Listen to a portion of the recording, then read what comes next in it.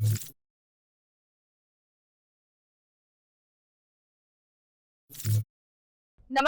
હું છું પ્રિયા અને તમે જોઈ રહ્યા છો જનતા કી જાણકારી ન્યૂઝ।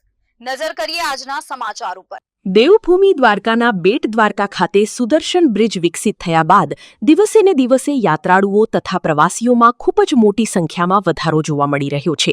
ત્યારે બેટ દ્વારકાની અંદર દિવસે ને દિવસે સુવિધાઓ પણ ખૂબ જ વધી રહી છે।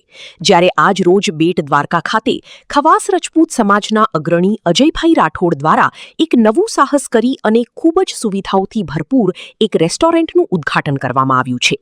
જ્યારે આ રેસ્ટોરન્ટની અંદર 3 ફ્રેન્ચાઇઝી સંકલ્પ, સેફ્રો અને સેમ્સ પિઝા એમ 3 બ્રાન્ચનું ગ્રેન્ડ ઓપનિંગ આજ રોજ કરવામાં આવ્યું હતું। આ ગ્રેન્ડ ઓપનિંગથી લોકોને શુદ્ધ, સાત્વિક અને ક્વોલિટીયુક્ત જમવાનું, બ્રેકફાસ્ટ અને ફૂડ મળી રહેશે। જ્યારે આ પ્રસંગે ખૂબ જ મોટી સંખ્યામાં લોકો ઉપસ્થિત રહ્યા હતા અને રેસ્ટોરન્ટના ઓનર અજયભાઈ રાઠોડને ખૂબ ખૂબ શુભેચ્છાઓ પાઠવવામાં આવી હતી।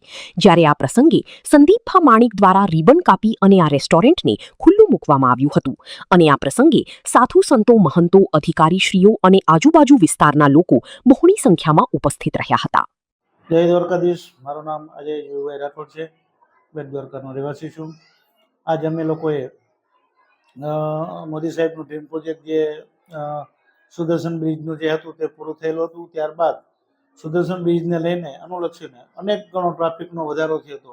ટ્રાફિકનો વધારો થઈ ગયેલ પછી અમને એવો ખ્યાલ આવેલો કે જે આવનાર ટ્રાફિકને બેટ દ્વારકાની અંદર જમવાની કોઈ સારી એવી વ્યવસ્થા નથી મળતી, જેથી કરીને માણસો લગભગ 12:30 1 વાગે અહીંયા આવે, અહીંથી 1-1.5 વાગે પાછા જાય એટલે દ્વારકા બી કાંઈ ના મળે।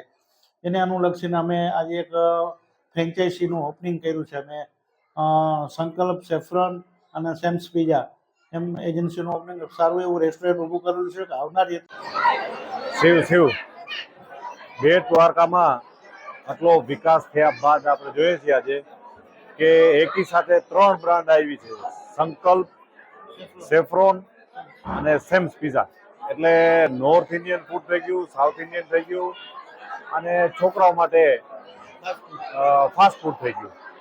તો આ બધું થાય છે એનું કારણ આપણે જાણીએ છીએ કે આપણા વડાપ્રધાન શ્રી નરેન્દ્રભાઈ મોદી કે જેમનું એક સપનું છે કે આપણી જ્યાં ધાર્મિક આસ્થા છે ત્યાં લોકોનું આસ્થામાં હજી વધારો થાય અને ખૂબ સુવિધાઓ મળે। એના માટે બેટ દ્વારકાની અંદર એને ખૂબ વિકાસના કાર્યો કર્યા છે અને